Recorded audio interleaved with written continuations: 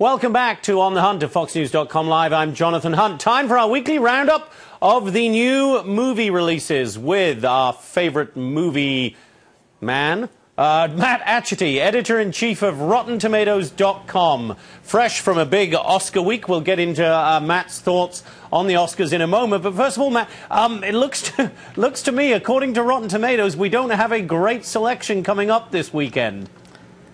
Like you said it before the break, it's famine this weekend. It's kind of a rough movie. The critics are kind of harsh on everything that's opening this weekend.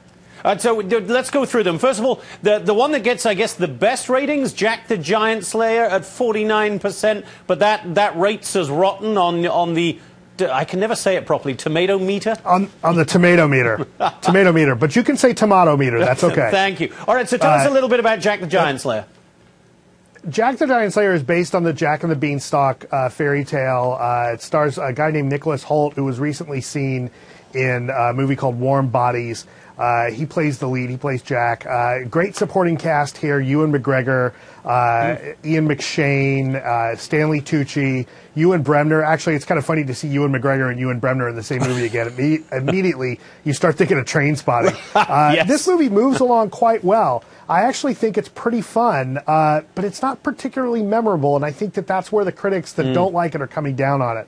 So it's rotten on the tomato meter, but that really means that the critics are split at 49%. I think they all expected better out of director Bryan Singer, who had done the first two X-Men movies, Usual Suspects. I think they were hoping for a little bit more out of him. All right, and then extremely rotten is Phantom. Phantom is really disappointing. I really wanted to like this. Another great cast: Ed Harris, David Duchovny, William Fichtner. This is a story about a Cold War era submarine in the Soviet Navy, and Ed Harris is the captain. David Duchovny is a KGB agent in charge of the secret mission. And unfortunately, they're really hamstrung here by a not very good script. The actors really give it their all, and I think they turn in fine performances, but the script is the weak part here. And you can't help think of other better submarine movies like Das Boot or Hunt for Red October or even Crimson Tide. So the critics really don't like it. It's only about 17% on the tomato meter, which is pretty rotten. And then 21 and over, the plot for which makes me think, how on earth do these movies ever get made? And it does come out pretty rotten.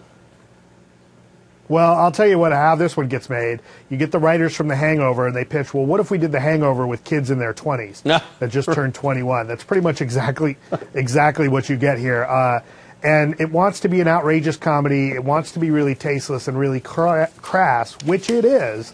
But the problem is you can do that in a movie if you're funny, but this movie doesn't deliver the jokes. So the critics really don't like it.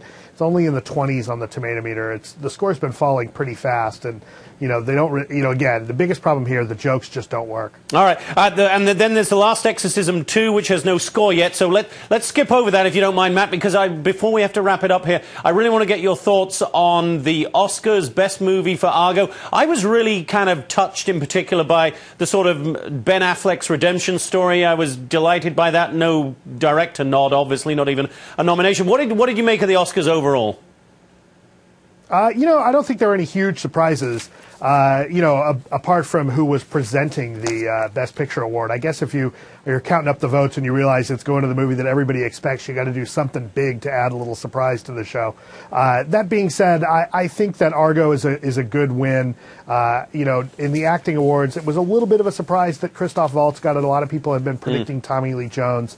But Christoph Waltz is a class act, as always. His acceptance speech was great. I think that Daniel Day-Lewis, that was kind of a gimme. He had probably the best joke of the whole night, which I think was great. But when you're talking about Ben Affleck's redemption, I think you're dead on. It's great to see. Here's a guy who had started off really big, seemed to have really messed up his career, and was in the worst place possible as merely tabloid fodder, and has put himself out there with really kind of a new aspect to his career, directing. I think we can expect great movies out of him continually in the future. All right, Matt Achety, editor-in-chief of RottenTomatoes.com. Great to see you as always, Matt. And everybody go check out RottenTomatoes.com if you are thinking of going to the movies, renting a movie in any way on DVD or streaming or whatever, however you do it these days. It is the best movie website you can find out there. Great to see you, Matt. Have a wonderful weekend, sir. Thank you. You too.